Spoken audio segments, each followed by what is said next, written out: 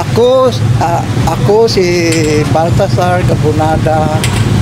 Usa ako ka senior citizens na dinhi sa Cagayan de Oro. Edad na ako mga 63 na karon. Kung January 6 birthday na ako. Ang ako lang kuan pagkakaroon ug sa unang panahon pasada karon ay online na ang tanan mga pamaagi. Panangnit kung magpadala tag kwarta, paagi na lang sa online o Gcash, Palawan sa una panahon. Ato pag hindi mo mag-commute pa ka, ikaw yung tao yung personal karon dili na online na lang. Usa ka pasada na karon nga technology. Ana ako sa istorya. Ako si Grace Bacle. Nagpuyo na diri sa Lapingian. Kung mastorya, lahi magyud ang sa una ug karon. Noon sa una murag mahadlok ang mga bata, mas mahadlok sila. Pero karon sila mahadlok. Kami po, murag makasabot na lang ulmi kay tungod sa high-tech na nagpahibawan. Advantage na kayo, kadili na kayo magrugot-ugot ko ang kapitanan. Ano man, gawas ka ng mga gadget na ama ko yung mga kaayuhan ko. Kita, pagkatabang sa mga ilang pag-ilang mga leksyon, tanaw diha. Sa una, sa encyclopedia man sila, karon diha na sila makuha sa kuan ng cellphone. Sa iyo na lang sa ilaha.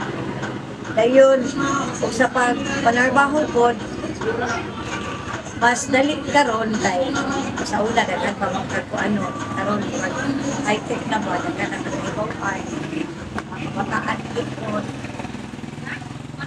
ganit paper sa una wala baya pero okay ra magyapon to sa una pero para sa mo ang ginikanan mas gaan baya kay dagan dili na tanan sa una halos yung conflict pa nimo karon dili murag sila na may maningkamot malipay ang mga mama dahil mga bata dahil sa pagkakataba. I am Maria Lourdes Abbas Indino. I am 62 years old and I am a licensed senior citizen. Elders' perception of the internet are multifaceted, creative, flexible, a new experience and new approach, ranging from cautious curiosity to active engagement. Some may view it as a overwhelming technology.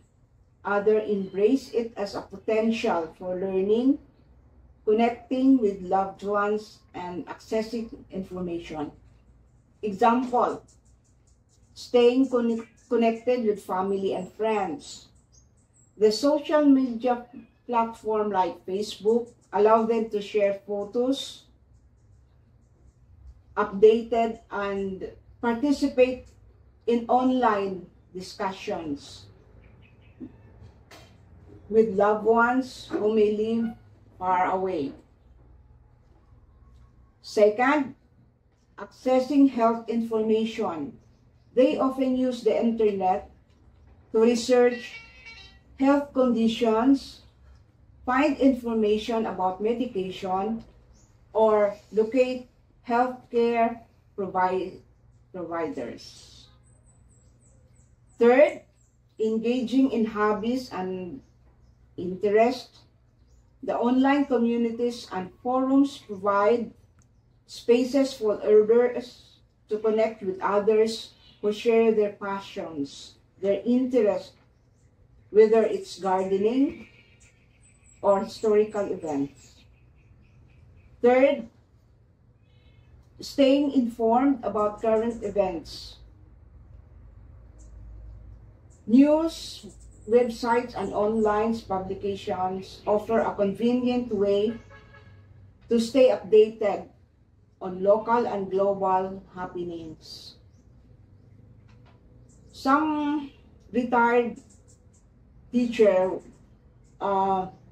use online forums in discussions to discuss historical events with other seniors. Others researches new recipes he found in a cookbook using online resources. Second, yes, indigenous media plays a vital role in preserving and transmitting cultural knowledge, values, and traditions across generations in order to maintain their cultural identity. Example, the oral storytelling. Elders gather to share traditional stories, legends, historical accounts, passing on valuable knowledge and wisdom to younger generations. Second, radio stations.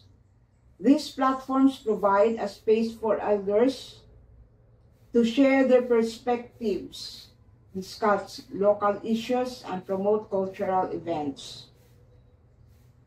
Traditional art forms.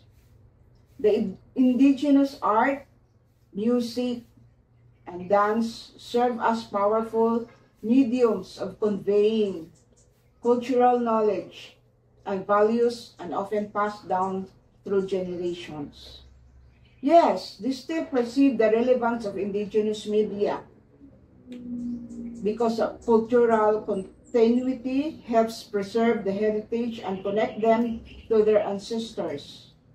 The community building strengthens bonds within the community.